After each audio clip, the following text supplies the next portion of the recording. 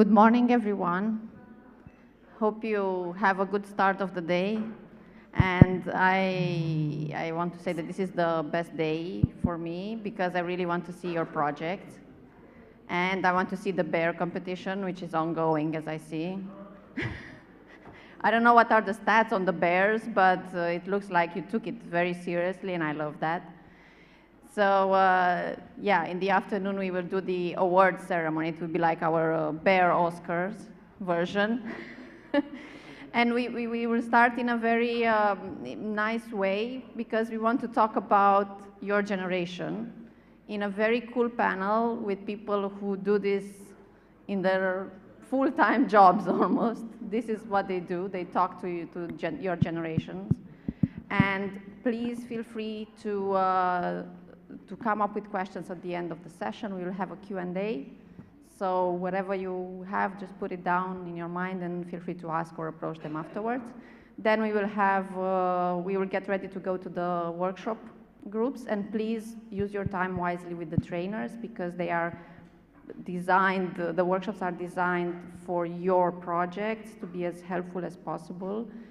So I think it will be a cool afternoon, a cool rest of the day. Thank you so much, and let's start by asking our very female panel. First of all, a round of applause for Lucas for being in this girl power panel. And we will do our best to keep the conversation as pink as possible. And first and foremost, please, ladies, a few words about yourselves and about your work and what drives you to do it. So, hello, my name is Arifili. I'm 23. I'm the founder and CEO of the Z-Link, which is the first Gen Z-led social media agency that helps brands that want to connect with Gen Z in a more authentic and human way through social media marketing. We're a team of around 25 people all around the world, Gen Z strategists and content creators. And the reason why I love doing this is because marketing tends to be very one-sided, especially on social media, and just kind of a one-way conversation. And a big part of our focus is making that a lot more inclusive, more human, kind of like generating more actually useful conversations through it. Thank you so much. Thank you. Can you hear me? Yeah. My name's Phoebe. I'm the founder of Bureau 155, which is a content and growth strategy for consultancy for startups. And I'm currently based in Paris, but have lived in Amsterdam for most of my life. And I'm actually from London, as you can probably tell. So yeah, I have quite an international background. I work with startups all over Europe, and it's really nice to kind of use the experience of working within different countries to kind of help on all the projects that I do.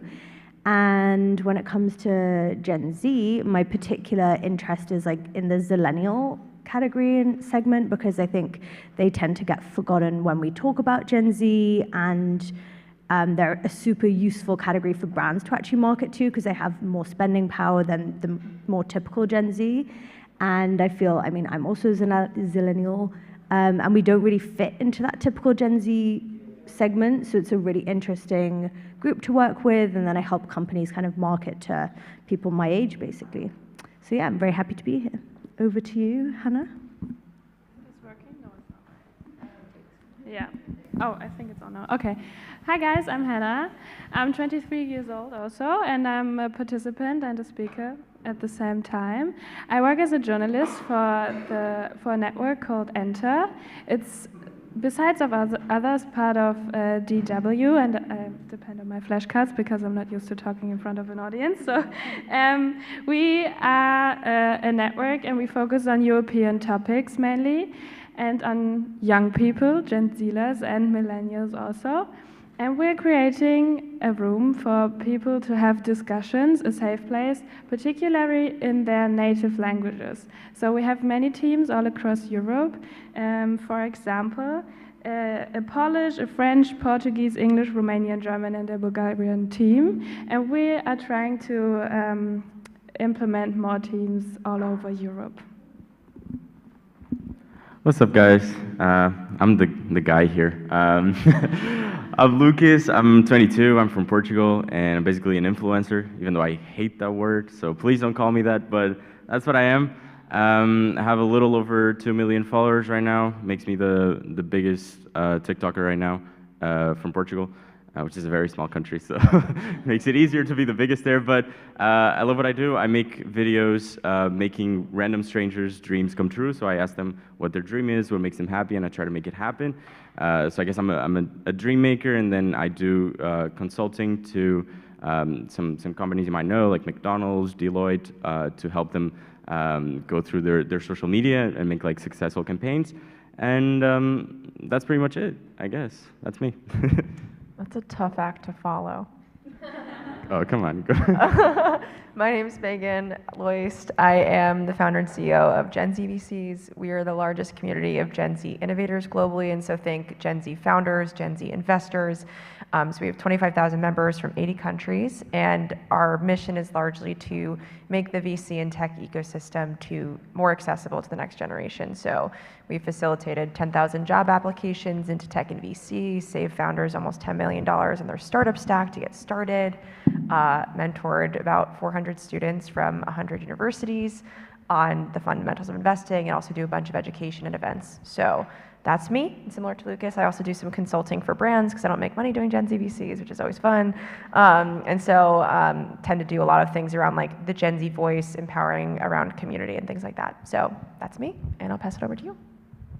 Hi, my name is Nika, and I'm here representing my organization, which is called Institute 8 of March. I'm coming from Slovenia. It is a country of 2 million people, and in last 2 years, my organization, which is like core people, are between like 20 to 35, led 2 national referendums. We managed to protect Slovenian water, we managed to protect Slovenian independent media, and we led the biggest Go Out and Vote campaign in Slovenian history and overthrew the authoritarian leader.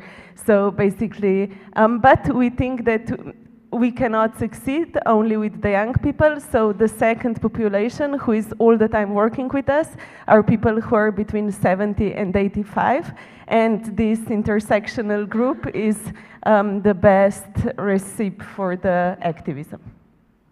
Thank you so much. This is a thing we discussed a lot with Nika, that there are so many things in common, weirdly, between Gen Z and people over 70s in some points of view. And we should do more projects in bringing them together. We were in Romania, we had the project with the home for retired people, where we brought some young people to discuss with them, and for the older generation to give life advices to the Gen Z. And it was very touching and very emotional exchange of experience.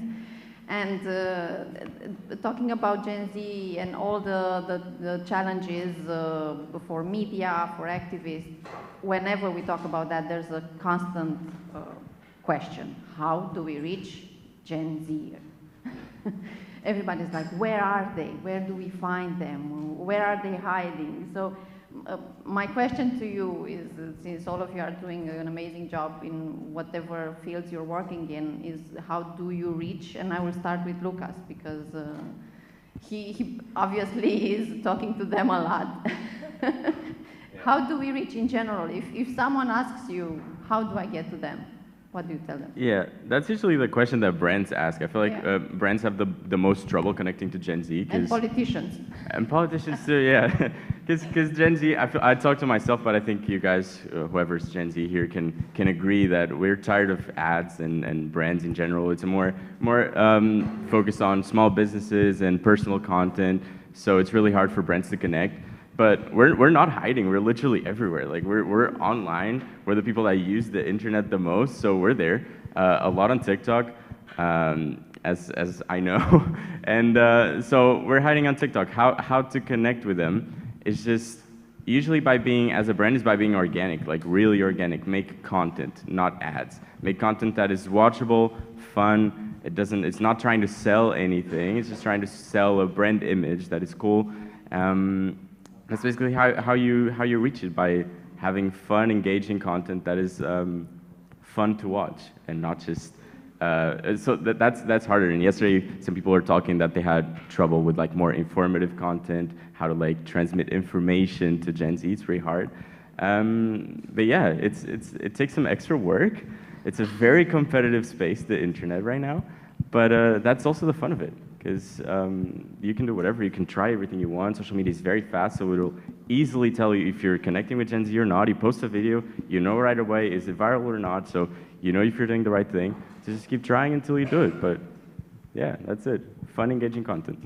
So they're everywhere. That's the motto. Gen They Z are. is everywhere. They are. Great. Hannah, where are they?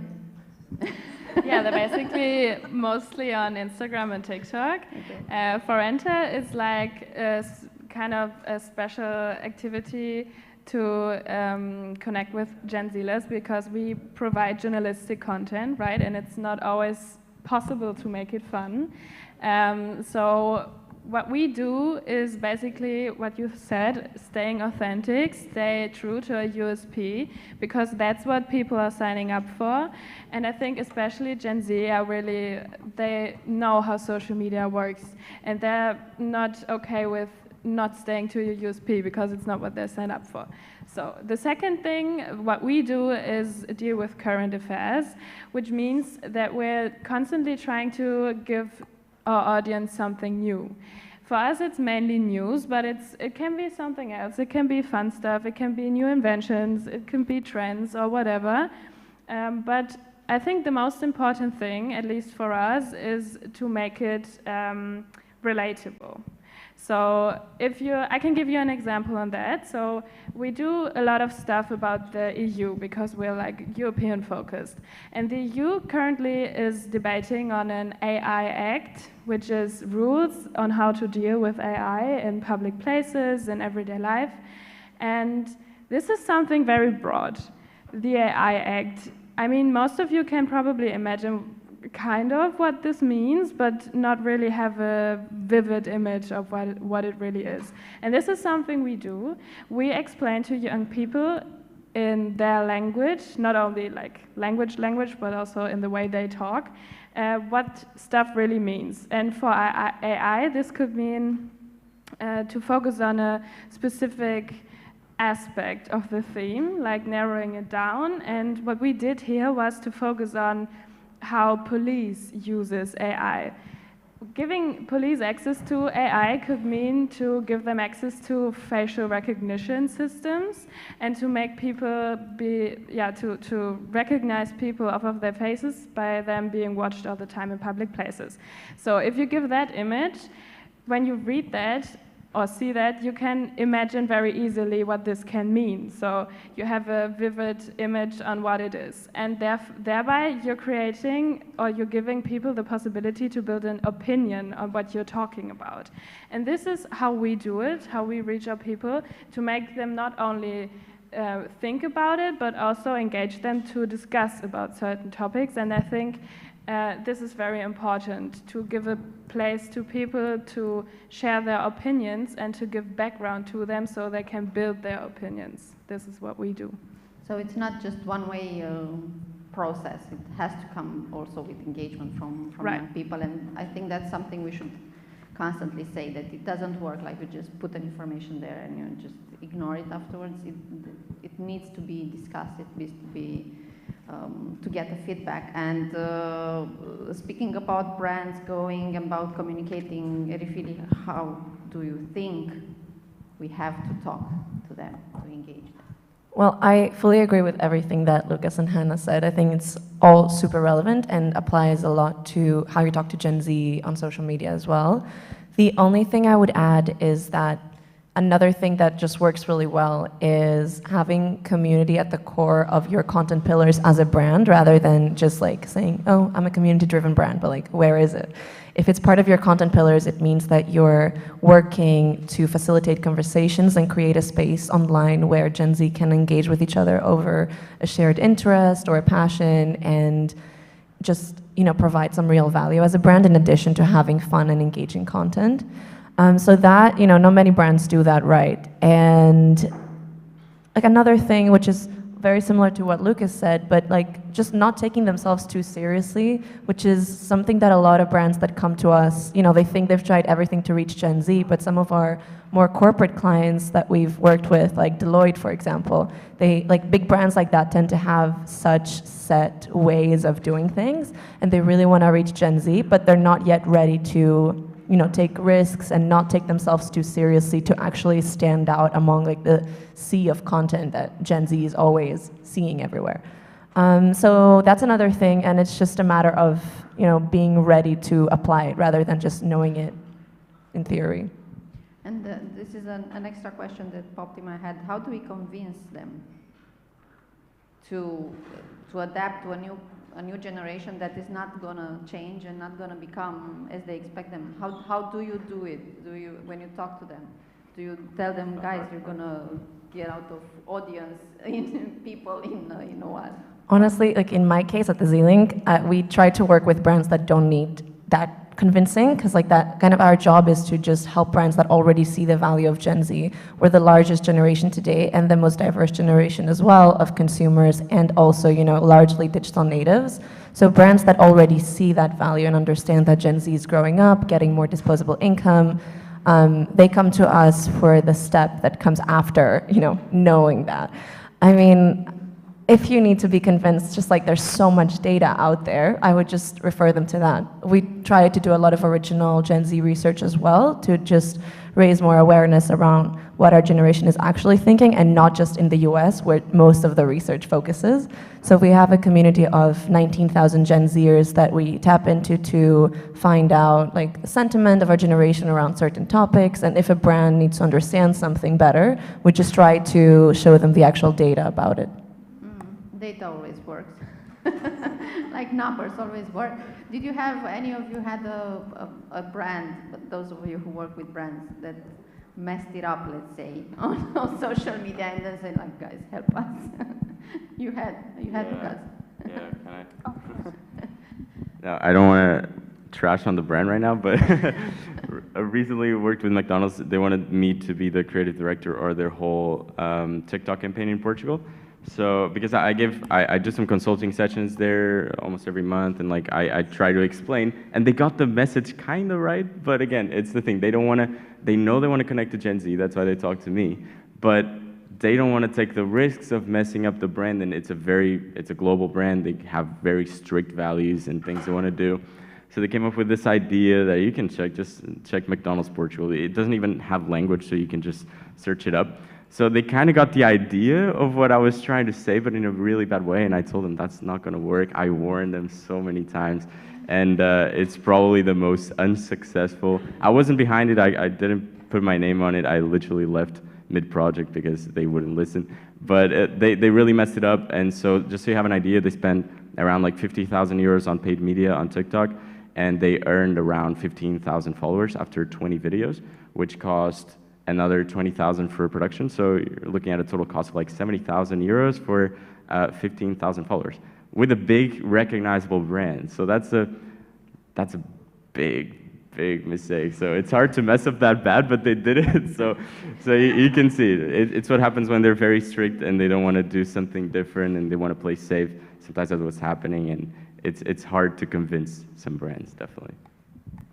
Yeah, Phoebe. To add to that, I think something that I've seen, this is not a specific case of brand that I've worked with, but often when you're working with big corporates, like I've done for a lot of different projects, the processes that they have internally for like checking content, passing it by legal, passing it by 7 different teams, it's just not set up for creating content for Gen Z and content in 2023. Like I posted some on LinkedIn for a company that I work with a couple of weeks ago, and we had 3 different phone calls to okay a 4-line LinkedIn post that was not controversial. It was literally a thanks for hosting me at this event. We wanted, we like talking about XYZ. That was it. And I had like all these meetings in my calendar. It was with Procter & Gamble, and they were saying, we need to check it by legal, we need to check it by the comms team, we need to check it by the PA of the CEO. And I think the thing for brands now when they're working with Gen Z is they need to start putting trust in the people that they hire.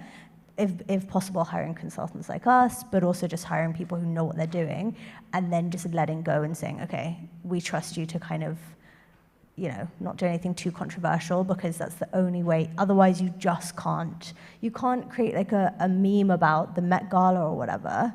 3 weeks later, it just doesn't work. So I think that's something that brands have to learn, and slowly but surely they're doing that. But it's definitely a headache to work with at times. Yeah, I can say a few things about that. The coffee break, we are working with brands also in Romania, and it's like explaining, like reteaching them the alphabet when you're talking about creating materials for Gen Z. And for you guys, so you know how many emails are going on for a post that you are seeing in your feed and you're just scrolling by.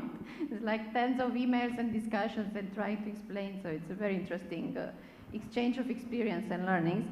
And now getting to the core, let's say to more substantial issues, what do they care about? Nika, what drives them? What do they care about?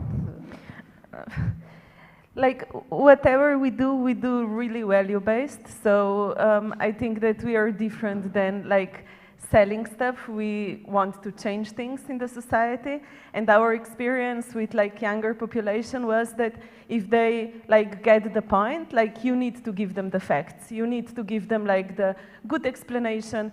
I think the biggest mistake that politicians do is that they think that young generation will follow them because they will do something fun on TikTok, or they will do something catchy, which is usually just really cringe for like people who are more than 40 trying to be like hipsters. So what we do is totally different. We just use like pure content. We always try to present stories of other people. We also see that, I think it's a myth that Gen Z just cares about Gen Z. It's not true. Like we care about stories, and this generation also cares about stories. So for us, it's basically like just giving the content in a really respectful way, and knowing that you have someone smart on the other side who will get the things you're saying. And also, we are terrible at TikTok, I think, because we are like a little bit older, so whatever we do, it's just really not okay. But I think that because we have the content, they accept us, and they are like, okay, these old people are doing some weird stuff, but like they want to do some good. So for us, there's no big secret or like way how to deal with this generation. It's just like, we are people, we want to change stuff, and they come and join. So nice. Megan? What do you think? What does Gen Z care about? Taylor Swift. No, I'm just kidding. Yes, there's definitely a couple of people in here. I'll touch on a couple, I think, of the values, but also I think it's just as important to think about like what Gen Z cares about, but also what does Gen Z like think they care about, but also like right now maybe they can't care about it as much as they'd like to. So I think one thing that, like, of course, the climate, right? Like climate change is like one of the top concerns of our generation. We feel that anxiety all the time. I'm from New York, and so if you live in New York, in Union Square Park, they actually have like the climate clock where it says like this is how much time we have until the climate change is sort of irreversible. So like every day walking to work, I see that. Work? Yeah, what? Does that work, like seeing the clock every time? Yes, like it heightens my anxiety every morning. It's important, right? Because it like brings us like very big issue front and center. But at the same time, so like our generation, of course, we care about the climate, we care about climate change. But then why is Shein like $100 billion company, right? Everyone knows it's fast fashion, and yet so many young people still continue to shop from Shein. And I think it's really important to understand that, like, yes, we care about climate, but because most of us are under the age of 26, we also care about price. And so when you think about like the things that Gen Z cares about, like it's oftentimes a very multifaceted decision. And there's a lot of different factors that come into play. And so like when it comes to shopping, for example, like yes, in theory, it'd be great if we can shop from sustainable brands all the time, but in reality, sustainable brands are typically more expensive, and not everyone has the same purchasing power that you'd like to see.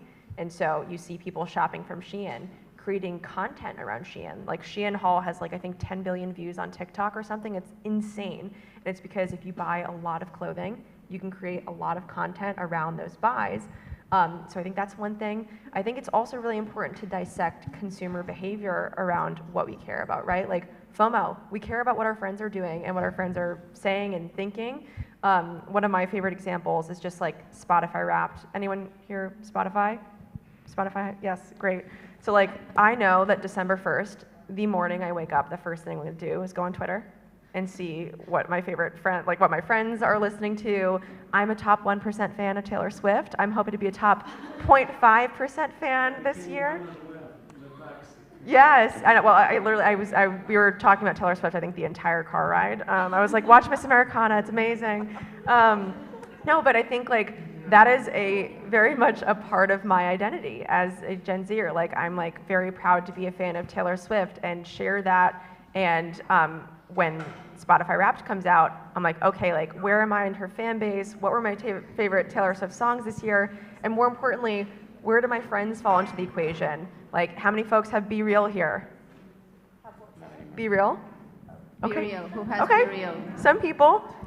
Be Real is so driven by FOMO. It's like, what are your friends doing in this moment? How can I connect with them in the moment, right? And so those are a couple things. I don't want to talk everyone's ear off, but I think it's so important to think about the way that Gen Z is multifaceted versus just the buzzwords that you hear all the time. And then similarly, really dissecting the behavior of why they care about things versus just what do they care about. And just to add on what Megan said, let's help her understand what's the fan base. So who's Taylor Swift fan in this room? Yes, dance party later. So there's a fan base already here. So. Okay, Phoebe, what do you think they care about? Well, I really like everything that Megan just said, and I completely agree. I think the thing that's interesting about Gen Z, and I was writing an article about the quarter-life crisis the other day, and I think what's pretty interesting about Gen Z is like they have never had as many choices in front of them as displayed on social media. Like my whole quarter-life crisis that I had around my birthday earlier this year was because I just couldn't decide. You know, you see these videos that say, 1 minute I want to be a corporate baddie, the next minute I want to embrace cottagecore, the next minute I want to be like living van life or whatever. And I'm like, oh my God.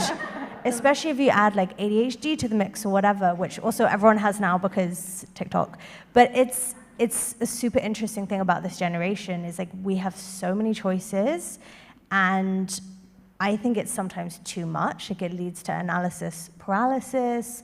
I know that for me, I really was kind of struggling with, whoa, there are so many different things you can do, which is of course a luxury and a privilege, but it can also be quite stressful. And then I think the way that that trickles down into society as a whole is that not necessarily from a consumerist perspective, but Gen Z is quite like a trend-led generation, whether it's interior design, you see all of a sudden like a specific mirror is popping up all over social media. Everyone has it, or the Gustav Western plate or whatever it is the trend of the minute.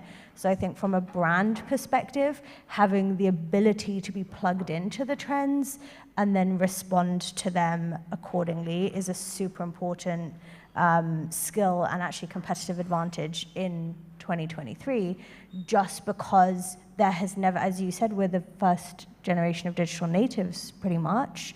And so there has never been a generation of consumers who've had this much exposure to influence from brands or whatever, and brands have to respect that in a sense. I think they have quite a responsibility to not push their own values or whatever onto their consumers too much, but also specifically to be led by Gen Z, be agile, and actually be prepared to kind of adapt and change as Gen Z adapts and changes, as Gen Z grows up, graduates college, gets their first job, starts buying homes and everything they're doing now.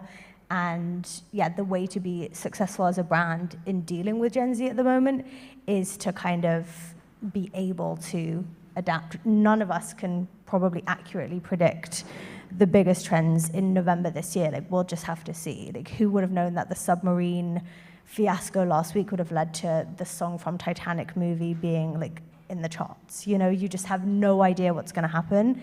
And, you know, obviously that's not a good example from a brand perspective, but when a brand does want to react to something, they need to be plugged into the trends. They need to have Gen Z people involved. That's why Edelman's Gen Z department, is it?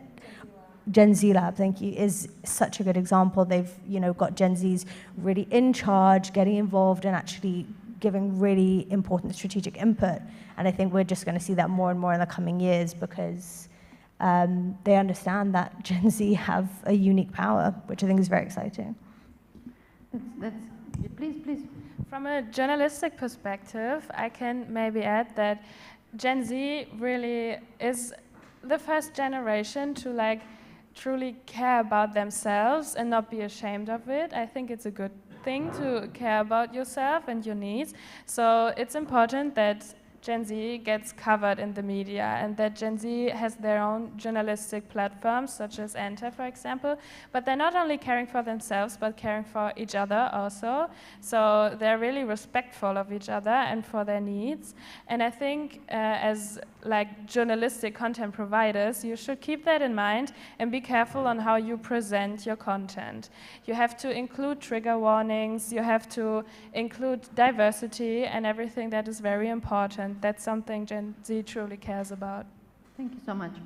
So what do you think that the risks are? Because we've seen a lot of articles about what social media does and how the impacts are still measured, about increased suicide rates in some countries, depression.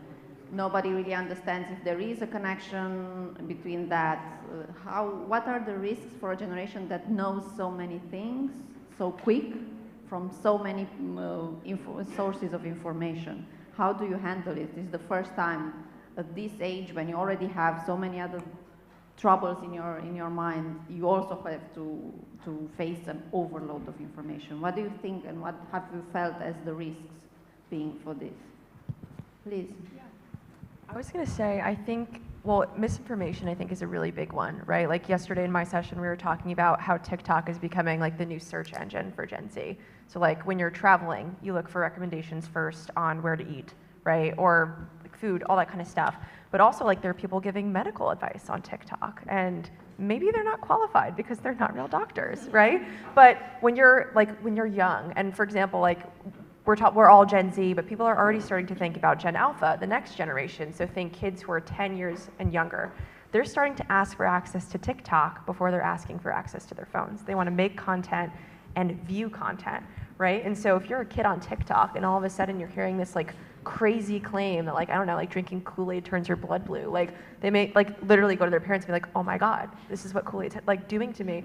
And like, it's obviously fake, but if you're too young to like really see the warning signs, it can be a real concern. And so there's a lot of conversations happening around like moderation on these types of platforms and self-moderation and how to think about that as a young person.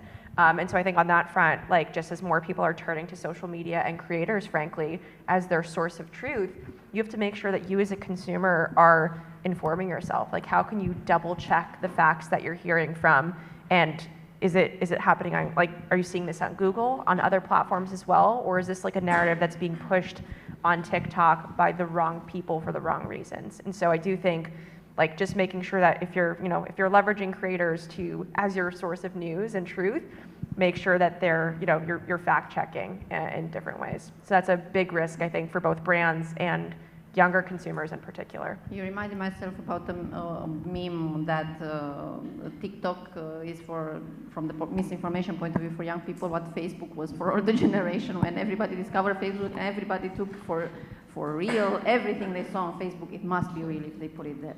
So it's funny to see it again. Please. Could I just add to what Megan said, because I completely agree. And regarding Gen Alpha, my brother is 8 years old, so very much peak Gen Alpha, and it's just given me like more of an insight into how his generation works, since I get to see it so firsthand.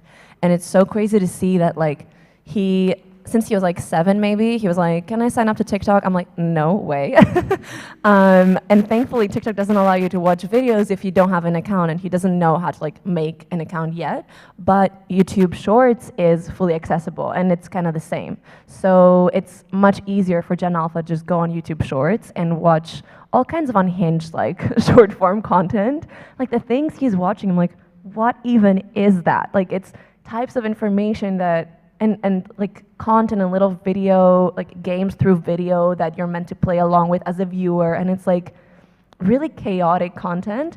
And I think that since that's so accessible, besides consumers having to, you know, inform themselves and keep themselves in check, I think that social media platforms as well definitely have a responsibility to either moderate who can see their content more, and also what content is actually being put out. And I know that, you know, there's some platforms moderate content well, some of them not so well. Like Instagram has a tendency to censor the wrong types of content and not censor the type of content that is actually harmful. So I think there's a lot of work that needs to be done around that. And it's the same thing with Twitter now, with Elon Musk censoring like all kinds of random content that it's like, honey, like focus your attention where it actually matters. There's so much stuff there. And yeah, I think that, you know, we're a long way from the point where social media platforms are actually caring about what content is being put out there and who can see it. Very good point. What do you think, Nika? I think that even though like Gen Z is like one of the biggest generations, if not the biggest generation, all the power is still in the hands of mostly men in their 60s who are like making wrong decisions again and again.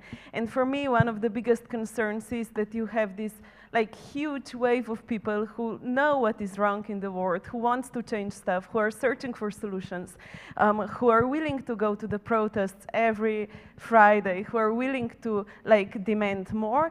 But every single time when elections happen, like as in US, you have two grandpas competing with each other about who will lead the biggest like land. And like why I am concerned about this is because basically like they're like making the same patterns again and again alive. And even in Slovenia, we got like the first Gen Z member of parliament.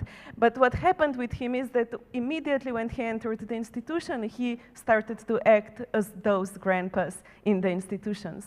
So for me, the concern is how to like put this concern, put this power into the institutions and actually change something, because otherwise we will only have clocks on the squares and the world will continue as it is. Any other opinions? What are the risks? We have enough risks already. Lucas. Yeah, I'll go on a different side of the risks, I think, then, because that's obviously all that is a risk. I feel like for me, personally, what I feel like, I really try to avoid social media at most, which is ironic because it's literally my work, but I don't use TikTok and I don't use Instagram anymore, just for communication, just for texting, because like the really excess of information and thing, it's really addictive, as you guys know for sure. You've probably like lost track of how long you've been on TikTok because it's made for that. The videos that are viral, and literally when I edit a video, the whole purpose is to have a really high retention rate, so everyone is watching the full video. So it's to literally addict people to the platform, and that's the kind of videos that the platforms reward. So in the end, you just get really in that vicious cycle, and as we all know, and it's hard to predict what effects it's going to have in the future, of course, for the mental health, but we can already see the high suicide rates, high depression rates that are very associated with lack of real life socializing, outdoor time. So like social media, of course, contributes to that. And then there's some research going on right now about like the dopamine excess and addiction, because you're constantly getting new video, new dopamine hit, notification. Our brain is not meant to work that fast, you know, like in nature and before. So we're seeing the change. I feel like for me, that's my biggest concern, is how that's affecting. I have diagnosed ADHD. It was definitely not because of social media, but social media makes it worse, and I can definitely notice my ADHD getting worse when I use it for a few weeks. So we're yet to see what's gonna happen, but I feel like for me that the excess of information is probably like, just by itself, not the content of the information. It could be all good information, but since it's excess, it's still bad for the mental health. So let's see. But that's my biggest fear, honestly. Thank you so much. We want to slowly move to the Q&A, so whoever has a question, please feel free to raise your hands and we will get a mic to you. And until you think, please feel free to raise your, yeah. I have a question. Thank you. I'd love to hear from all of you which brands you think do a really good job of authentically connecting with Gen Z, because we've spoken about a few that try really hard but don't, but what are some examples of some really good ones? Yeah. Can I give like a really quick example? KFC is probably like the best KFC on TikTok. The KFC Spain started, and they do just, sorry for the term, but it's the actual term, it's shit posting. And they started with that, and it was really weird to see like a verified page doing that, especially from a big brand. It got a lot of traction, even on Instagram too, which is not really the platform for that, but it grew really fast. And right now it's growing on every single account they make for a country, so they're nailing it. They're nailing it. KFC is honestly the best. I don't even like the food, but honestly, I love their branding, so. KFC also, does anyone follow KFC on Twitter? Yes. So KFC follows 11 people. Like I think this is so interesting because like the importance of being on brand on like different platforms and what that means. And they follow 11 people and all of their names are I think like herb, like HERB. And it's because KFC has 11 herbs and spices. Oh yeah, it's herbs and spices. So they follow like the different Spice Girls and they follow like 6 people named Herb or something. And it's because they have 11 herbs and spices in their chicken. And that's like something that like, it like went viral on Twitter. It was on TikTok for a while, and it's like it's so important I think to like live by your brand, right? And so like KFC's nailing it on TikTok, but they're also making sure that they're making it relevant on other platforms as well. My favorite brand on TikTok is Duolingo. This is not a surprise. So there's a Gen Z woman that's behind it. Her name is Zaria Parvez, and she was a fellow LinkedIn top voice with me, and she does just like the best content around like flipping the narrative of what it means to be a social media manager, right? So like instead of the millennial social media managers, I think we're much more conservative, going through a lot of different approvals, whatever that means. She's threatening to kill people on TikTok for not doing their Spanish lessons on Duolingo. Like very, very different. She's bringing a Duolingo costume to Taylor Swift and Dua Lipa concerts because Duolingo is in love with Dua Lipa. Like it's very, I think it's like the antithesis of what everyone thinks like social media should look like. But because she's Gen Z, she brings that ethos into all of the videos that she's creating on the platform, and also Duolingo's voice. Using a mascot first sort of approach was very novel and new on TikTok.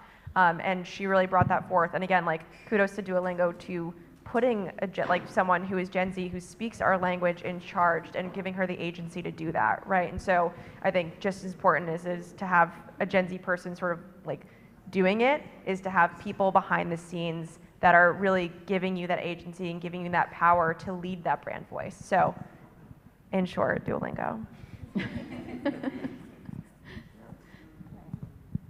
My favorite brand on social media is Ryanair.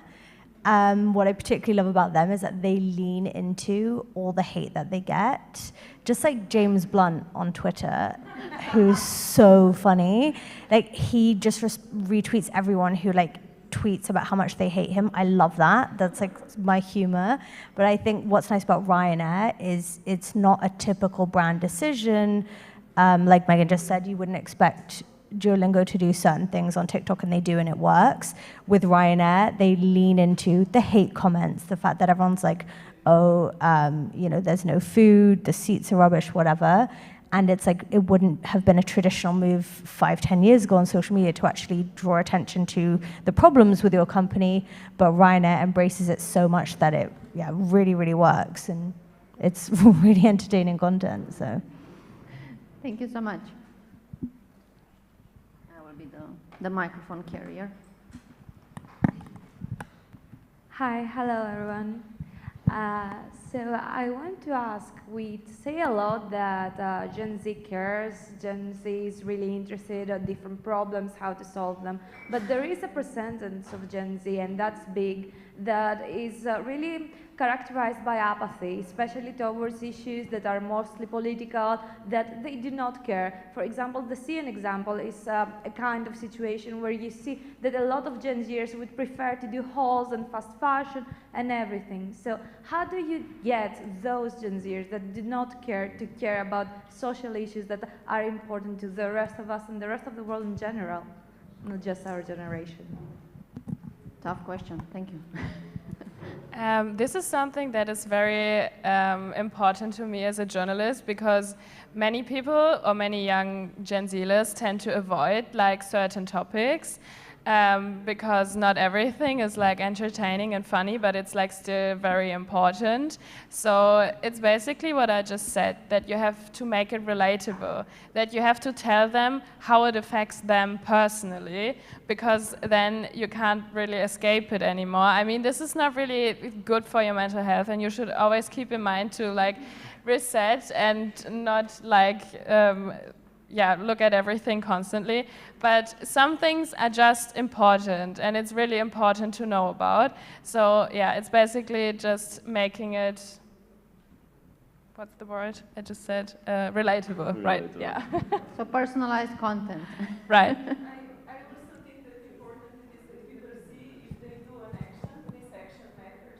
So in Slovenia, the biggest change happened when people realized after our first campaign, when you won and we changed the law about rape in Slovenia, that if they come out and sign a petition or do a protest or do a small action, they can achieve change. Yeah. Did you hear me at all? Yeah, okay. And so basically I think that it's also a responsibility of the people in the institutions and also of the people who are calling for an action, that there is a specific goal at the end. No one will just fight every day for something abstract and protest if you don't have a clear mission at the end to change the legalization, to force a politician to vote in a different way, to go out to the elections, to change the elections. The problem which happens is that a lot of times people use young people and their willingness to act, and then they don't do anything. So this disappointment, I think it stops people from doing stuff, and it brings up the apathy. Thank you. Just to add to that, I would also say it's important to meet people where they are. And there's a risk, I would say, of brands sort of overgeneralizing when it comes to Gen Z, thinking everyone cares about XYZ, everyone's an activist. You know, someone already said, not everyone has the money to spend on the most expensive sustainable fashion.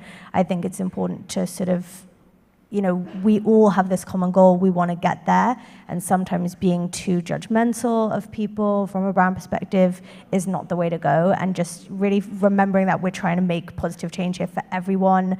We've all had different experiences, different privileges, and we have to kind of be mindful of that when we're pushing for certain things, and just kind of seeing it as a long process rather than an overnight change. Can I? Please, Lucas.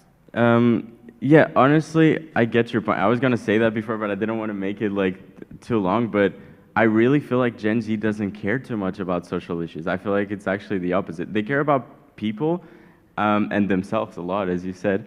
But honestly, maybe it's regional and it's Portugal, but I feel like everyone there is really saturated with it almost sounds like buzzwords, even though they're really important, like climate change, mental health, LGBTQ rights.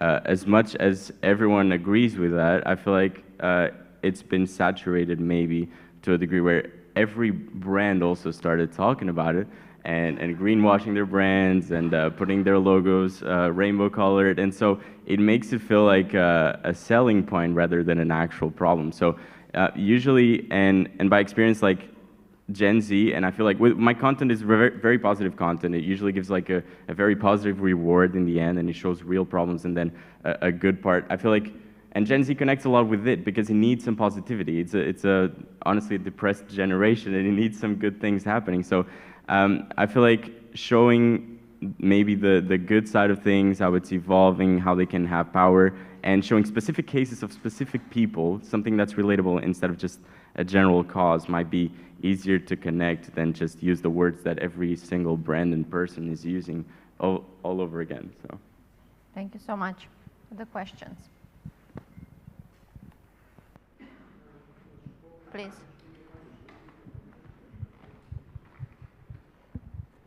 So like you've been talking a lot that we all know it's not that healthy to use social media so much, but at the same time, this idea came to my mind. What if exactly you, the influencer, could push a bit these platforms to do something about it? Because we see thousands of children who are underaged on these platforms, and we see people spending like 6 hours a day on this platform. It's obviously not healthy, and it's also obviously not what you are wanting.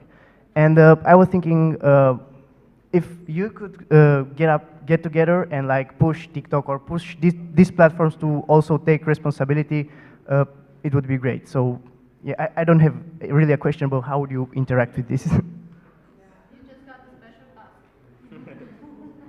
So is it like how to reduce time on social media? How do we push the companies to also take responsibility and take care of the kids online? It's hard because they're all competing, you know. So it's like there's money incentives, and when there's money, it's really hard to like change the. Even me, like here's the thing. Sometimes I feel really guilty for trying to make the content really engaging and the retention rate, because I know I'm contributing to addicting someone to social media.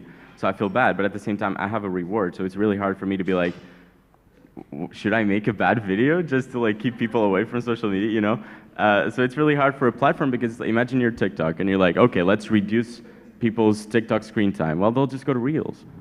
And then if Reels does the same, they'll go to Shorts. And then if all of them do the same, there's gonna be a new platform that's just gonna do it the way they did before. And by the way, I was gonna say, like, yo, go for it. When you see like people your own age doing it, so like for example, like Northwest, who's I think 10, has over 10 million followers on TikTok. Like her account is like, it's like Kim and North, and her comments are turned off. So like that's like the moderation that like her family's put in place for her. But like it's actually crazy. Like you see like kids becoming famous on TikTok. Mommy bloggers have been around for a long time. That's not something that's new to TikTok, but like your first memory as a child is a phone in your face, right? Or like there's families where like the minute a child is born, there's a new Instagram account created for them, right? So it's like, it's not just the brands.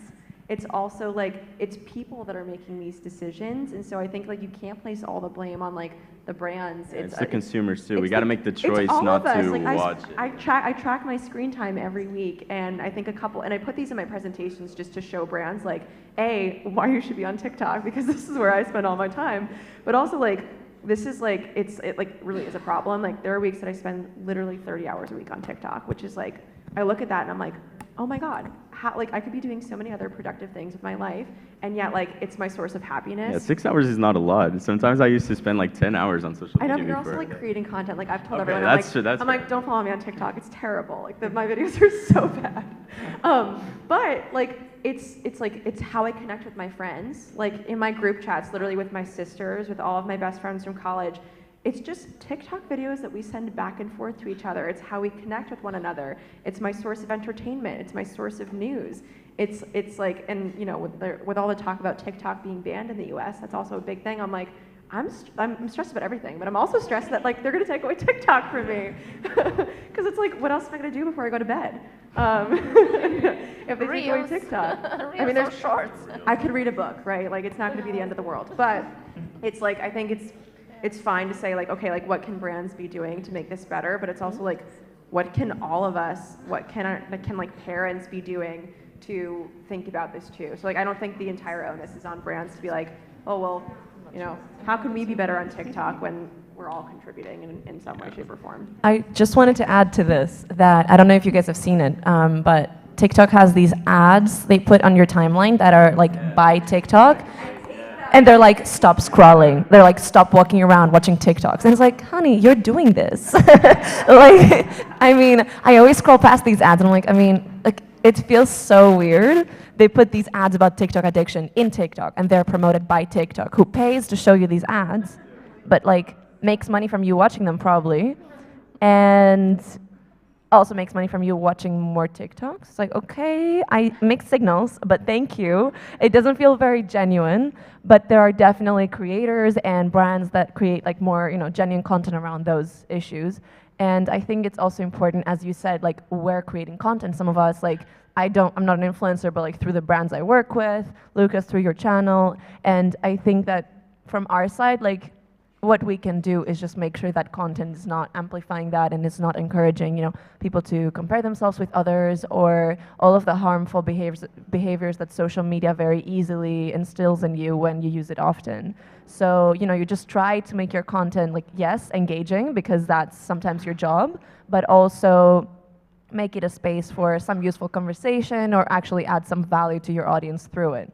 And besides that, it's like up to all of us to also limit our screen time. I have an app that like makes me wait a bit before opening every social media app. It has like a 3 or 5 second like loading screen, and that actually reduces it so much because a lot of the times that we open social media are just impulsive and we end up just scrolling for no reason at all. The app is called 1sec, if any of you want to check it out, but like I love it. It genuinely reduces it so much, and it tells you how many times you were about to open an app but then closed it because of the like long waiting time. And it's a good sign that most of the time you're just bored, like you should be doing something else. There was one interesting case in my country a couple of months ago when the labor inspection came after a couple of influencers because of the child labor. So right now they started the procedure of like researching what actually happens when influencers are paid with money to post a photo of their 3-year-old daughter with something, like with a product. So I think that now they will regulate it as a normal ad when it comes to the child's labor, but I think that in that kind of cases, it's good that also like the rules appear about how to work with this and in which ways. I think also just, does this work? Yeah.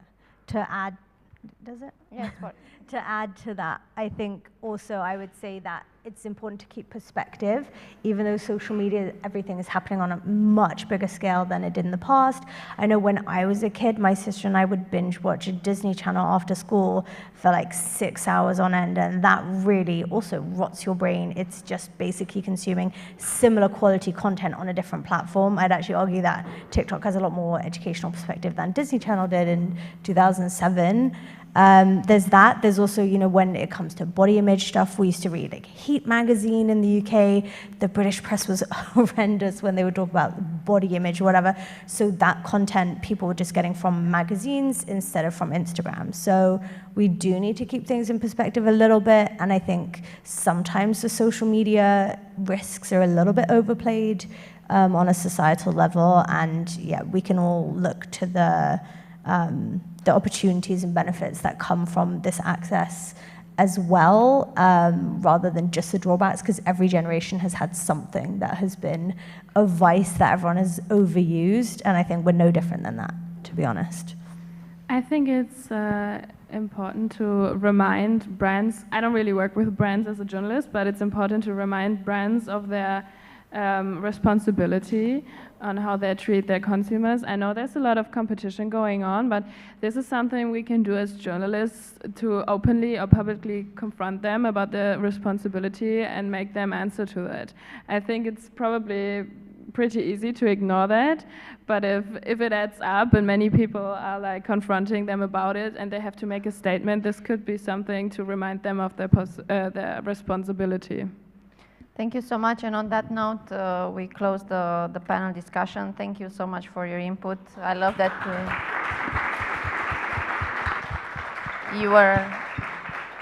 you were very honest. And now we move to a coffee break. And from the coffee breaks with your coffees or your juices or Fritz Cola or whatever, you can move slowly to the workshops. You will find on a WhatsApp group each workshop where it takes place.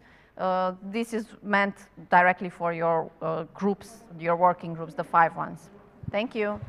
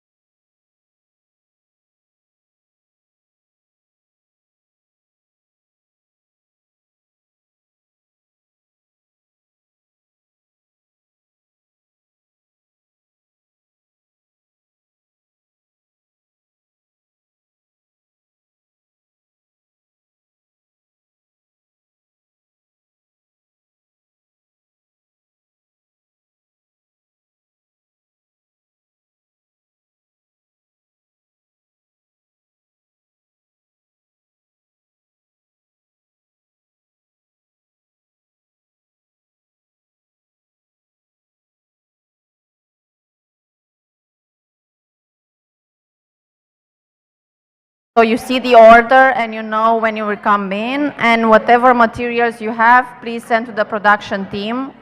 Talk to them so they can project. If you have, you don't have to have a presentation.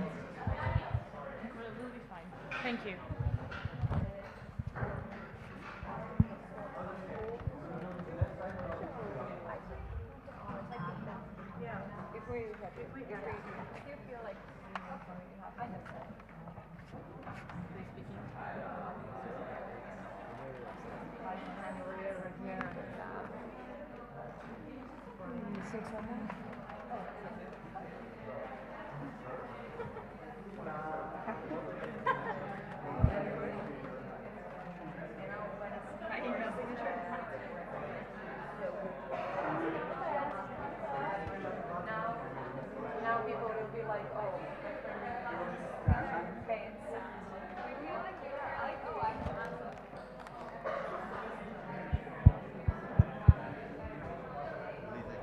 Yes, that's me.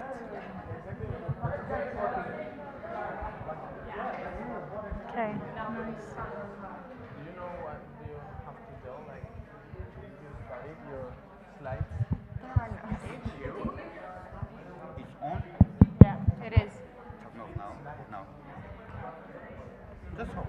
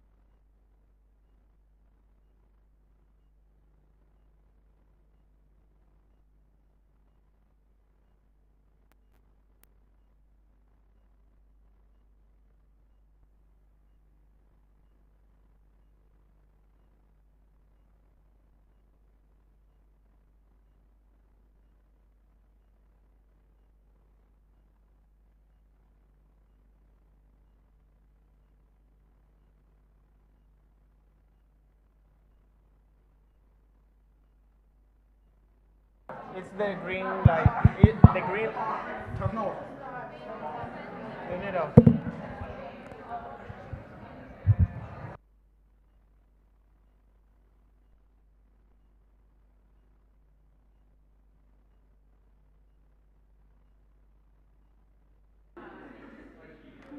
Okay, should we start? Yeah, I think it's open. Yeah. Okay. Come here. Be in the middle. Change the slides. They will. They will? Yeah, Okay. it's not on my computer. Okay. Otherwise, I would have fixed the typo. Okay. Do I have what? Okay. Hi. We're the Human Rights Group. Thanks. We're missing our leader, so I'm taking over for a minute. and we are creating a campaign titled Voices Behind Bars, plural, not singular. That is a typo. So, behind bars is in like, jail, not bar, yeah. Closer? Okay, sorry. I'm always afraid I'm gonna do it too close and it'll sound bad, but okay, I guess this is better. Anyway, we're doing Voices Behind Bars with the goal of advocating for journalists who are imprisoned for protecting human rights and writing about human rights. So that's the title. We can go to the next slide. You have the clicker. Oh, again. Oh, that was a transition again. Next slide. There we go. Okay.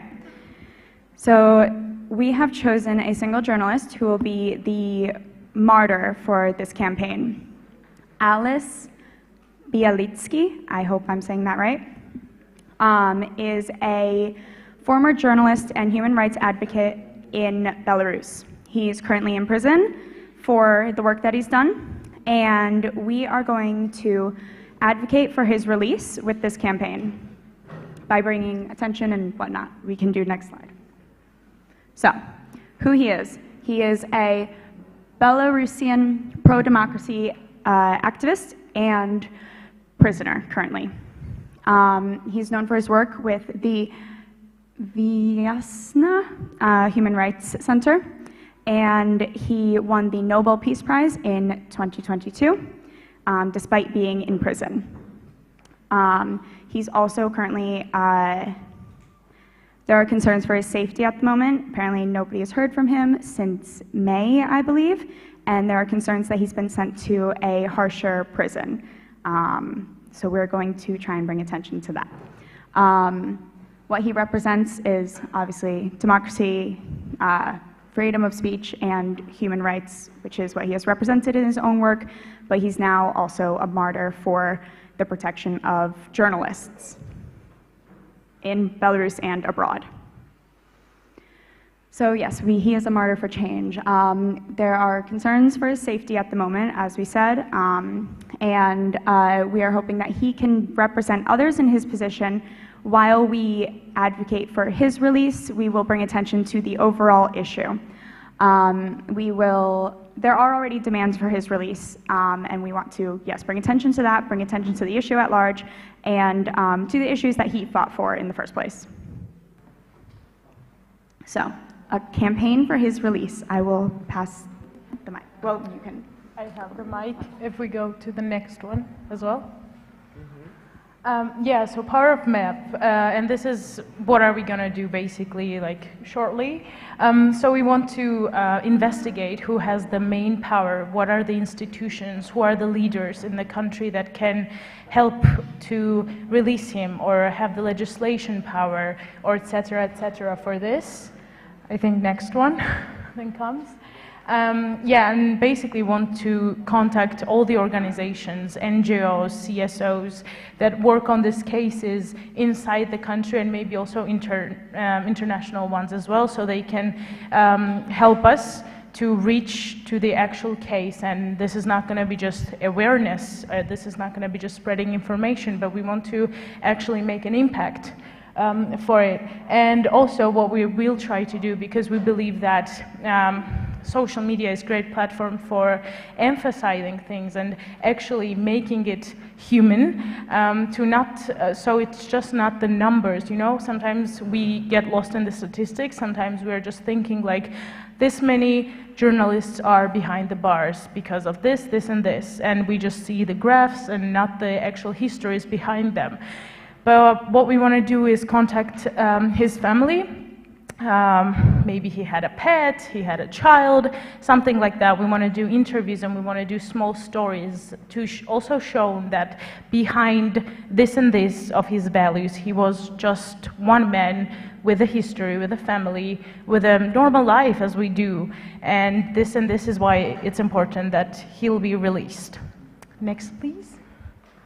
Yeah, and about the campaign, you can start and then. Yeah, so the slogan that we are beginning with is Dear Alice. So this idea came with the concept of writing letters to journalists, and in turn we've decided to write letters to him to show support, but also to different parties who can actually provoke change in this situation. So we're beginning with the slogan Dear Alice, where we will create a social media campaign and try to gain traction and involvement from anybody and everybody who can help bring attention to the issue, and try to just in general create attention, bring attention and create some traction for this project by not only coming up with a little cute slogan.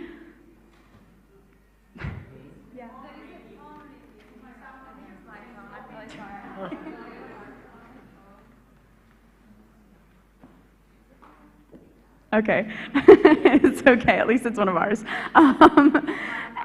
Yeah. Okay, it's representative of all the noise in the media and not paying attention to this. Okay, and yeah, the last thing is just that we want to make involvement easy. We want to make it really easy for people to fill out a form. What are those called? For signatures? Petition. I'm a native speaker too. Fill out petitions, but also give exact email addresses to write letters to or addresses to write letters to, and make it fun and interesting, and make it less serious so people don't feel yes, it's intense, but not necessarily the full intensity of what we're trying to change. Make it a little bit more interesting and fun and lighthearted, but while also making it very easy for people to participate in all this action and to help people feel the involvement in what they're doing. Yeah, exactly. We just don't want just likes and nice comments and heart emojis. We want to actually make an impact and help the prisoner with this one case to maybe release the wave of this continuous, and then maybe if this is successful, we can work on the different prisoners and help them as well. Mm-hmm. Anything? Just, yeah. Okay, that's all.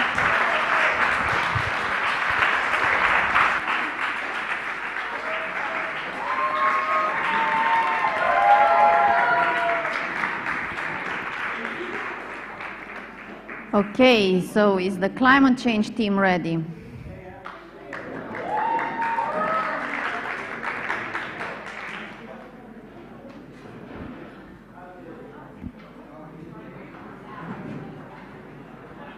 you have the video? I'll show you when it's played. So not right now. It's okay at the end. Yeah, but at the end, okay? Yeah, we could stay in a row so we can go directly. I think you are the third one. Are you? Yeah. Is she? Yeah, it's just the third one. Okay.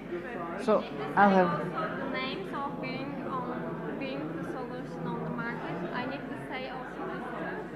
Yeah, you can say it. Yeah. You can say anything that you want. Yeah. Doesn't really matter. I'll spend like. Then we're gonna watch the video. At the end. In the end. It's okay. Okay. So I think we can start. So climate change. I think it's worth it before starting talking about climate change to just get a little bit to emphasize about it, because we all know it's a big problem, but we also need to feel for it. And one thing that drives attention, it's when you get through the studies about climate change, you literally find a lot of numbers telling how many people die because of it. So just an example, 7 million premature deaths because of air pollution. And I don't know about you, but sometimes as I read these studies, I just see numbers. I don't see the people behind those numbers anymore. And I just want you to take like 15 seconds and imagine, I don't know, a brother, a child, whatever you want, but just see the person behind those numbers. Because I feel like he deserves or she deserves the same life as we have. She deserves a cool life, just like we. And starting from this, we can all do something to make the lives of these persons better. And it's quite simple, actually. And what we were trying to do through our campaign, which has two components, a video explaining our ideas of how of what we pragmatically can do about climate change, and also a Vox interacting with people on the streets of Berlin, and also with some of you, and telling us how you relate to this issue. So, the videos are not yet finished, not yet edited, of course, because we had to shoot them these days, but we'll try to present the ideas in these videos to you. And the main point is that there's a variety of ways of acting for climate change. There's a variety of ways that we can contribute. And just to start with the first idea, voting. So we're like here a bunch of influencers, a bunch of people who could influence people. And maybe if we could just tell them that if we just vote with climate change in our mind, we can change a lot about it. Like, just imagine bringing 1 million people to the polls that haven't voted before, but now will vote with climate consciously. So yeah, it doesn't take much, for example. You just need to go vote and care when you vote about it. And we also have a bunch of other ideas, and we'll go around and we'll present them. Okay, so the second one is protesting. As we know, it's really important to go out to the streets and tell if we cannot agree to the policies that the politicians make, and it can also help to make communities and to inspire young people to speak their mind. So that would be our second one. And while talking about protesting, can we please have like a hooting or like clapping for Greta? Woohoo! Let's go! So talking more about Greta, we do not need to go all Greta on us. We can start small. For example, let's, by show of hands, tell me who has more than 4 pair of jeans. Come on, girls, I'm looking at you. Come on. I would like 8 or 9 myself. So we can talk about sustainability by reducing the number of pieces of clothes that we use. For example, do you guys know that it takes almost 10,000 liters, 10,000 liters of water to make 1 pair of jeans? That's a lot, especially when you're drinking it. So just kind of think about something as simple or basic that you might think that doesn't really make a difference, but it kind of does. So moving on. Yeah, the first idea is imagination and empathy. We need to make them 2 main goals of education, because they allow us to feel for those already suffering from the climate effects. And the 5th one is about bringing the solution on the market. And you can come up with solutions, and also environmental and sustainable solutions, and also business ideas. And we know that many people, especially youth generation, are ready to spend their money of those products. So also be part of the movement. So the 6th idea is that you can also make an impact by choosing to work at a climate-friendly company or choosing a career to work towards this goal. And next, as known, there are some classic solutions like reducing meat and flights, so we can all take into account that if someone does change something, everyone is affected by it.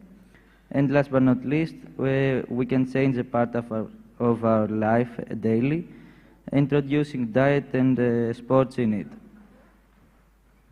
Okay, and also last but not least, I think this movement has to be rebranded. So we can all take part in it, and I think it's our duty and our chance to like find an interesting cause and just like make something cool out of it. Because in the end, what can be cooler than fighting climate change, aka saving the world? Yeah, I know. But it's like the deciding decade where we can do something about it. And if we just use a little bit our imagination, it's just an infinite options of things that we can do about it. Okay, and now I'd like you also to play, please, a part of our Vox. So, yeah, just to see a bit of how we interact. 8. Can you pause it a little bit? How do you take action against climate change? Okay. So we asked people 3 questions, basically, in the streets. The first one was from 1 to 10, how much do you take climate change into account when you vote? The second one is, how do you act against climate change? And the third one is, how would you motivate someone who doesn't really relate to this issue? Yeah, and we have here some answers. 5 or 6. 9, but also 10. 8. 8. 8 or 9. How do you take action against climate change? Use our bikes at home. Segregate the trash. Well, I don't. Like try and buy second-hand clothes. How would you motivate someone who doesn't relate to the issue? Start fucking caring. It's pretty important. What the fuck? Like, we're... Okay, it doesn't have to be that straightforward. The old way of doing things is out. There's a new way of doing things that you guys are bringing to life right now, and it's hard, it's exhausting, it's frustrating, but keep going and keep doing what you're doing. And even if you're frustrated and you want to quit, please don't. It's really, really important that you guys dig in and keep doing exactly what you're doing, and thank you for doing it. So, thank you very much.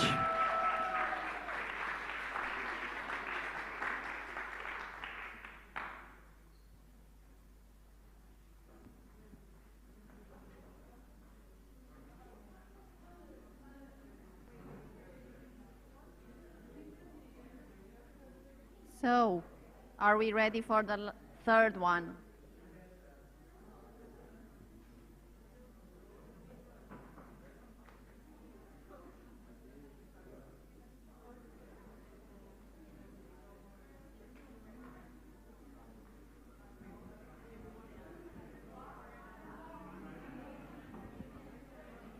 We need some sound.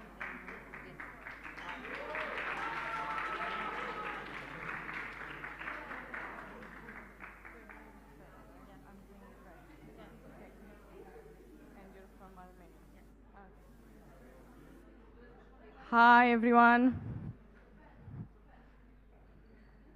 Is it okay? Okay. Hi everyone, I'm Denisa and this is the team for freedom of speech.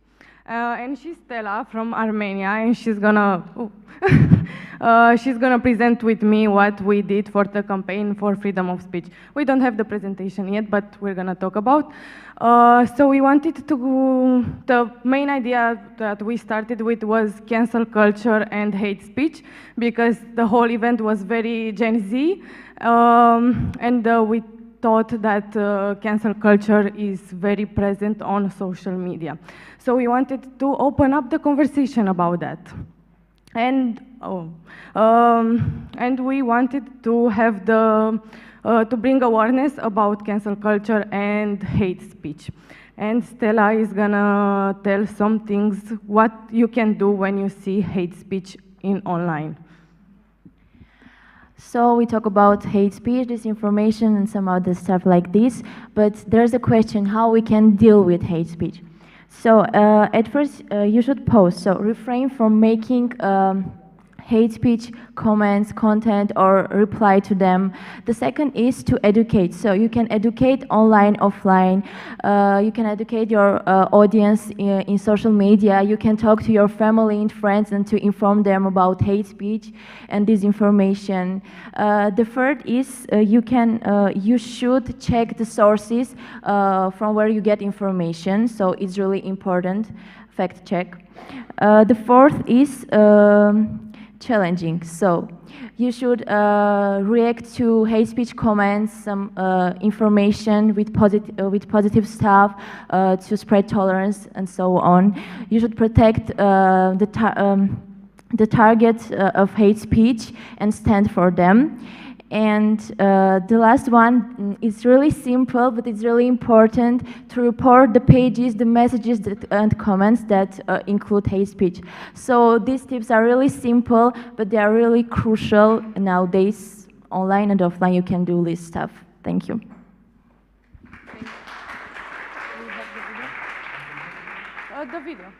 The video.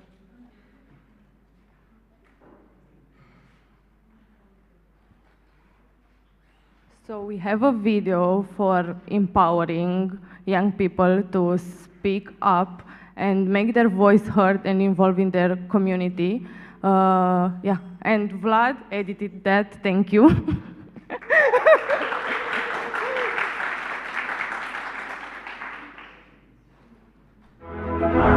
Libertatea de exprimare. Liberté d'expression. Meinungsfreiheit. Свобода слова. Свобода говора. Խոսքի ազատություն. Ελευθερία του λόγου. Лирия шпреес. Wolność słowa.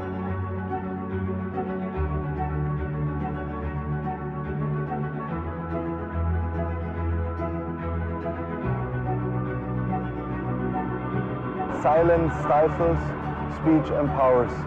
Stand for free speech. Speak up. No one can stop us. Freedom of speech is the oxygen of democracy. Speak your mind, but with respect. Speak now, don't hold your truth forever. Unleash your voice. In speech we trust. Say it loud, say it proud. The world needs your perspective. Embrace your freedom. Speech is power.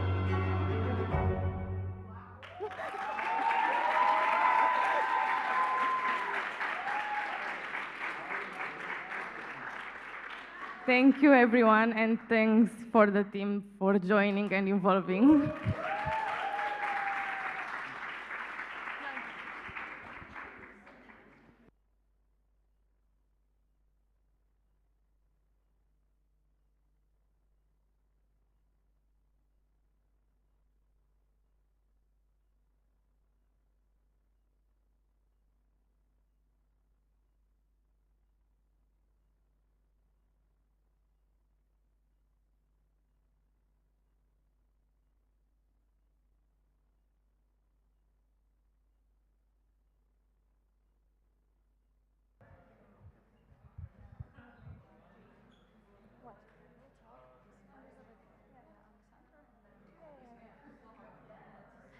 So hi everyone, we are the combating authoritarianism team. Thank you. First of all, we did some blackout poetries right behind. You can take a look after we finish with this. And the concept behind the blackout poetry thing was that in authoritarian countries, the information is not all the information is not available for people. So we kind of did the same, but we tried to talk about authoritarianism in a very somehow creative way and to, yeah, in a very creative way, let's say it like that. And now we have a video, and you're gonna hear the result of the blackout poetry thing, but in a very somehow abstract way, yeah? You'll be a little bit confused, but don't worry. I mean, it's planned to be like this. Yes, and at the end, you'll have the explanation of what is happening right now. So if you don't get it, just wait until the end. Okay.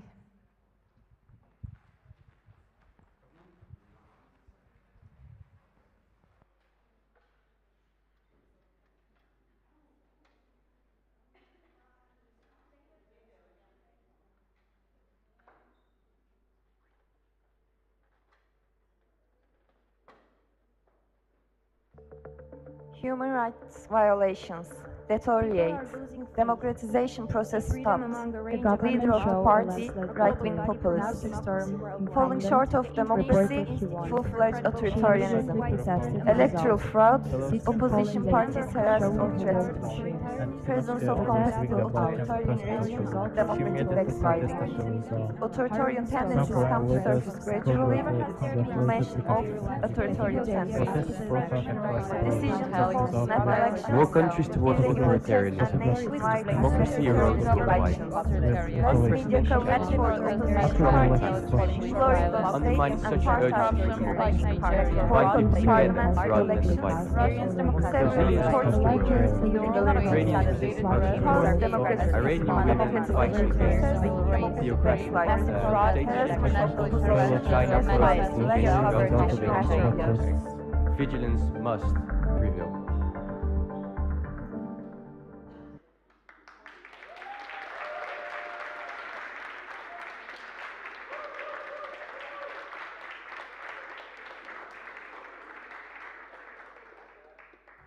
And Sophie will explain a little bit what happened right now. Sorry for these graphics. Okay, that what you heard was polyphonia. And the main idea behind the polyphonia was in authoritarianism has different voices, and we are from different countries experiencing this right now, or like in recent like history, yeah. And we decided to like connect our blackout poetry into one polyphonia to show you that authoritarianism has different voices, but one main problem. That's it.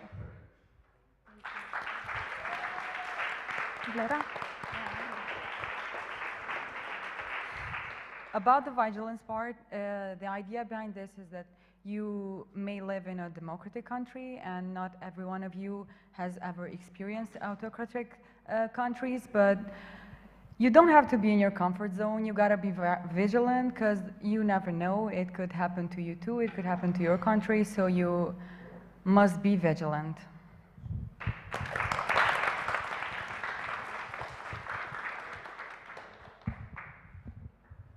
Thank you so much.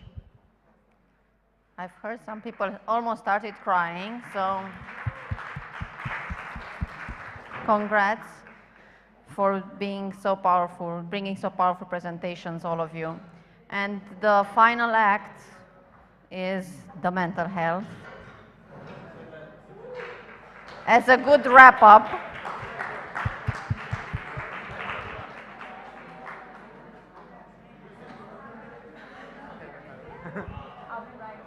Who's starting?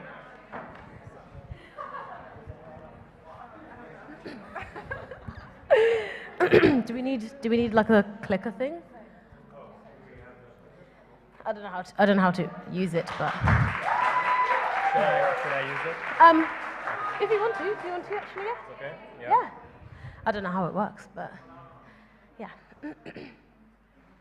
Are we ready? So we are the mental health team, and we're going to give our presentation about what we've been working on for our campaign. But before we start, we'd like to do a petite meditation with you all. So take it away. Come with me. So we are here to make you feel a bit chill. So I would like to ask you to close your eyes. Take a deep breath. So take a moment to unwind, breathe deeply, and let your worries fade away.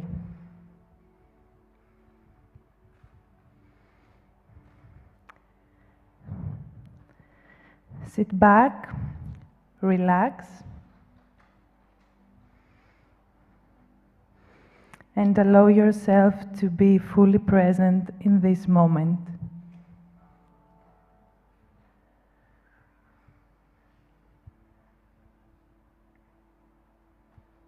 As we embark on this journey of self-care and mental well-being,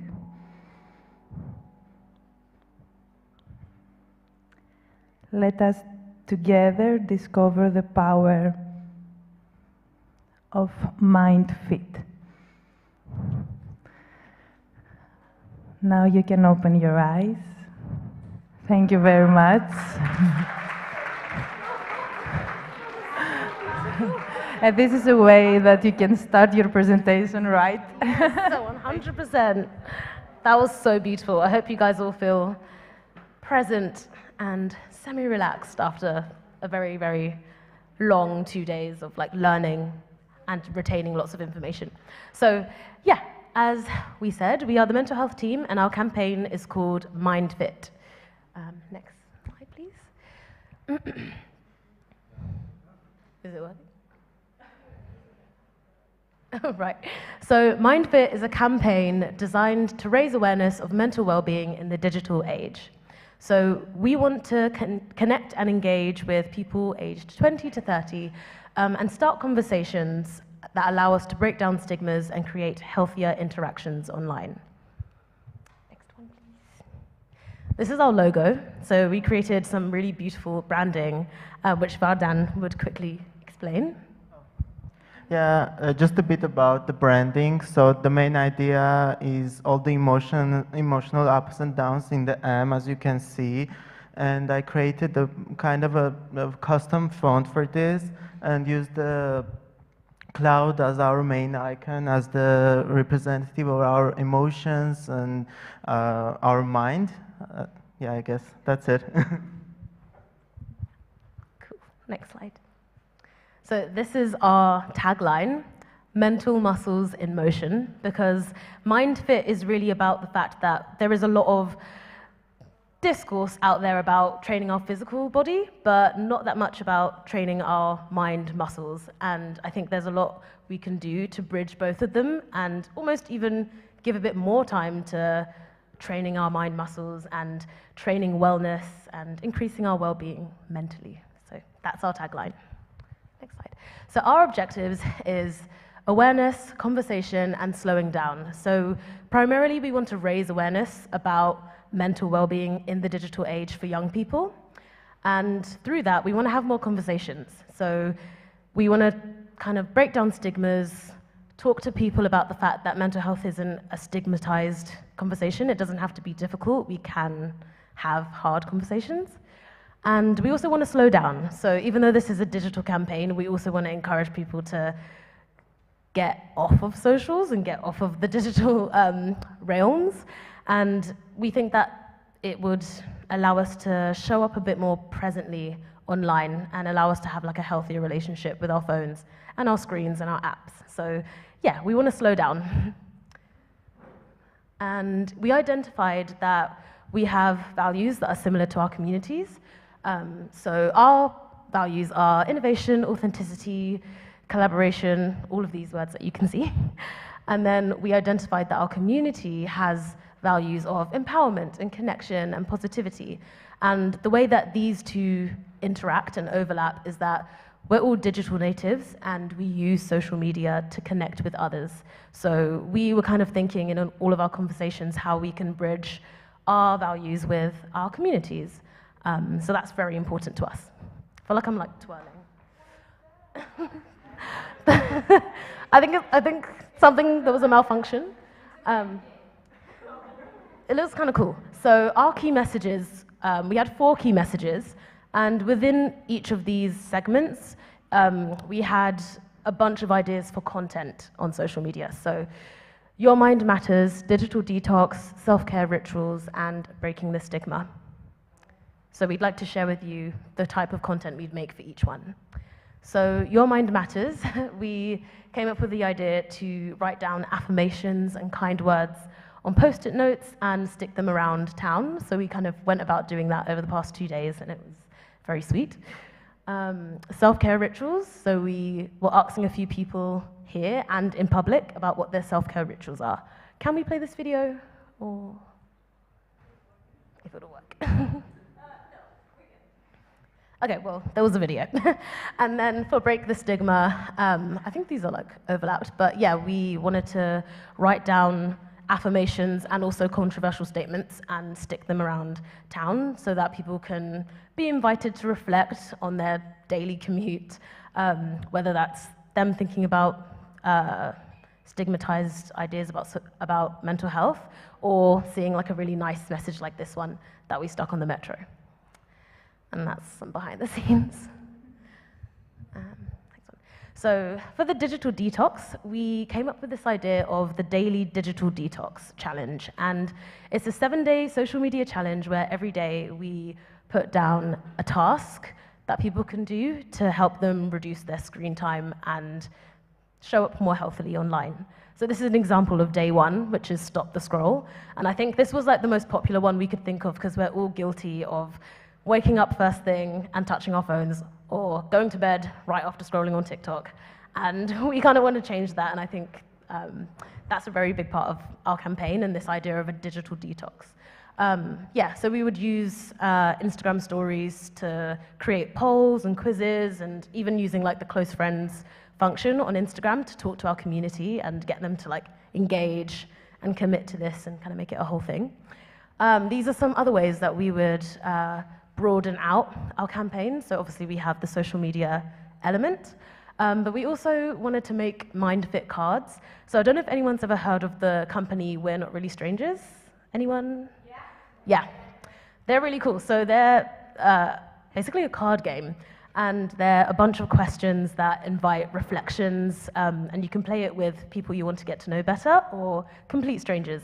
And they have like a bunch of different versions. There's one that you can play with your family, one that you can play with your ex, just like loads of random ones. But they're really, really popular, and I think it's because they encourage really authentic, vulnerable conversations. So we'd like to emulate that with our MindFit cards. This is an example of how we would broaden our campaign beyond social media. And then also posters and stickers, which are kind of self-explanatory, but like everyone loves a good poster, everyone loves a good sticker, so yeah, we would make those. These are examples of We're Not Really Strangers. They're very bold and like their branding is really on point, but you can see. So what's next? We've talked about the cards and kind of like what we would do off of social media. We also think that the MindFit campaign could broaden into an app one day that people use to track their screen time or, I don't know, come up with healthier conversations around mental health and connect with people. And that's kind of been our thinking, how we could take this campaign further. Yeah. And this is our team. Thank you so much.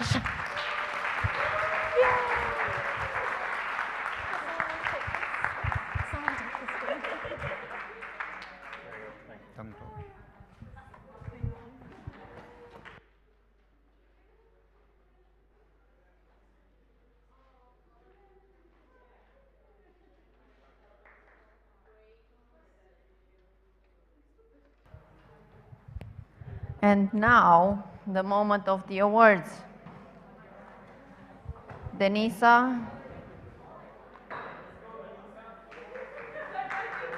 you get to announce the winners. And I think someone else from the team can help her also give the prizes. Yeah. But we need to know how many beers every team has.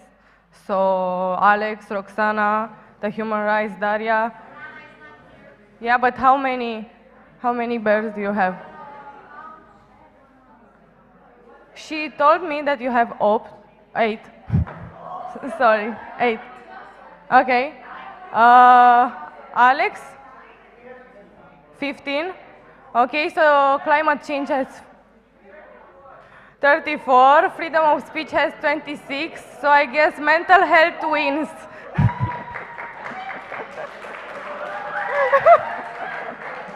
Come get your prizes.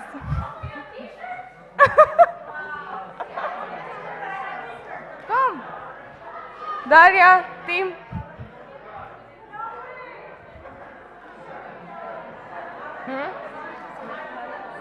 Dă-i și Dariei.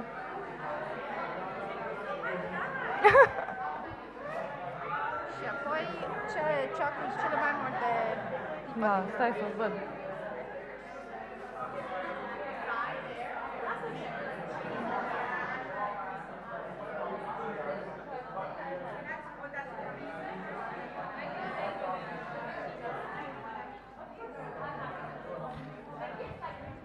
And the most liked picture from Instagram goes to Lily.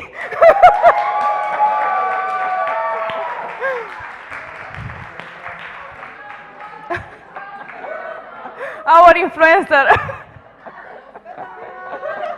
Congrats.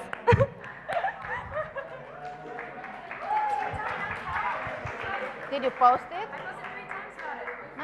the group. Oh, in the group? No. Yeah. I didn't tag to the TikTok account. We asked you to post like photos.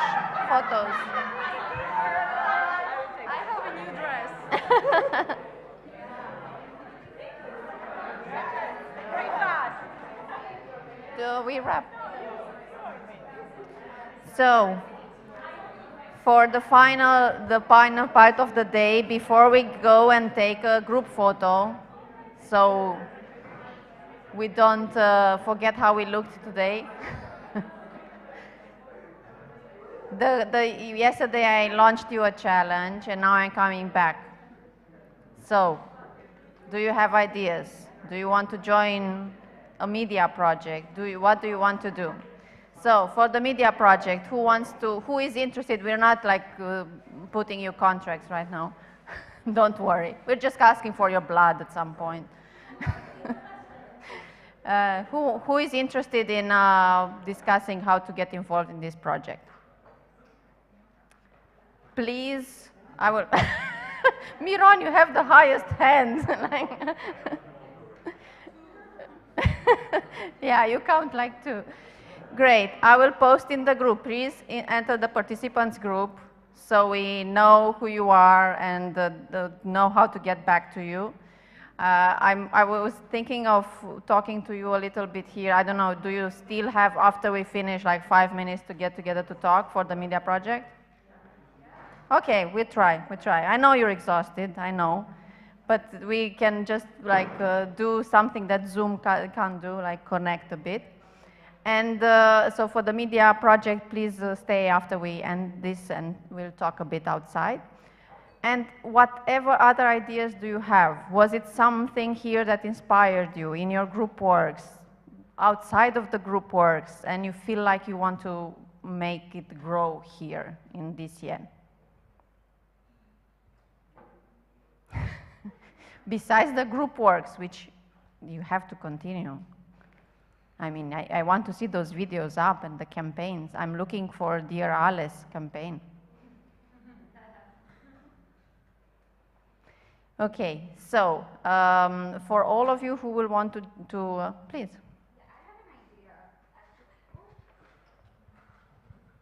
Hi, hello, what's up? Okay, so I had an idea for like a conference that could be mostly about like, okay, so I know like not everybody is a content creator, so I'm sorry, might not be relevant. So like people who create content, they come in for like, let's say 3-4 days of conference, and we have different, like for example, for every issue that we had, we bring in, you know, NGOs that are basically working for it, and we deal with their issues and kind of create content for them and raise not only awareness, but, you know, something like charity if we have to help them with, let's say, you know, raising money for an issue or creating awareness or something like petition, like I think somebody was talking about. Something that feels like, of course it was great, but I still feel like we didn't do anything impactful. Like, you know, like it was great, we had fun, we talked about things that we care about, but did we really create an impact? I don't know. That's what we are expecting from the 5 groups, for you to create impact with your campaigns, because you shouldn't let your work go wasted, and please push to get it out so more people know about what you do. Thank you so much for your input, and it's a great idea to all work even more applied in other events. Okay, any other ideas? I got really inspired by Megan and Nika. 8th of March, like that movement was very inspiring for me. And as someone who works on gender issues and gender topics, I think I will research them in a lot more, even though we had like group meeting with her. And I think they have very interesting campaigns that can be also implemented with a different maybe situations in Georgia as well. So that was very impactful for me, and I think as soon as I'm back, I'll be sharing everything with my team, and we'll be starting to work with new campaigns. So this was very interesting, and if DCN will be interested in working with Georgian Association for Equality, we'll be very glad. Thank you. I'm so happy you connected with Nika because she's one of my favorite activists and she's so cool. And yeah, let's talk. What else? If you have any afterthoughts or any other ideas, it doesn't have to be like a concrete plan.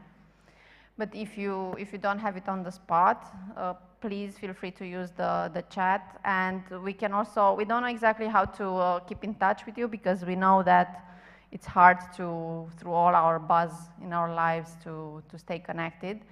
But we want to keep in touch. And I feel like you should be the ones who tell us, like, guys, we want yet another WhatsApp group, or we want to stay connected in this way or in this way, because we want you to take responsibility for connecting or staying connected. We don't want to impose it on you. So please feel free to use the group today, tomorrow, whenever you settle your ideas, and reach out to us. And maybe we can also reach out to you. And for the campaigns, please don't forget to follow up. Don't abandon your work. We will nag you. I mean, your team leaders will still be on your groups to nag you to do it. And it's such a rare thing to do and a unique thing to do in 2 days, to come up with 2 or 3 days, I think, to come up with these amazing ideas. And you should do more. And I want to see like a performance in public spaces sometime. I don't know.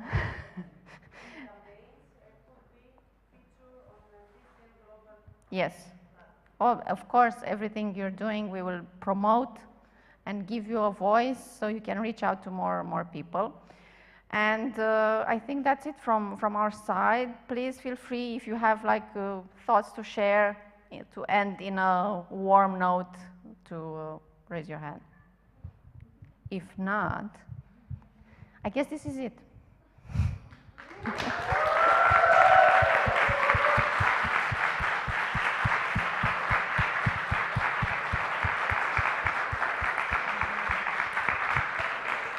Congrats to you. It's very rare for young people to be focused, calm, engaged, active, and alive for such a long time. You know it, I know it. It's hard because there are so many things happening around you and us. So it's an amazing thing. And I think the best thing I've noticed around you is that you connected to each other. And I think that's the best you can get out of this. You have met so many different people with different problems, with different perspectives, and that's amazing. So let's go to the entrance to do the group photo. Yay.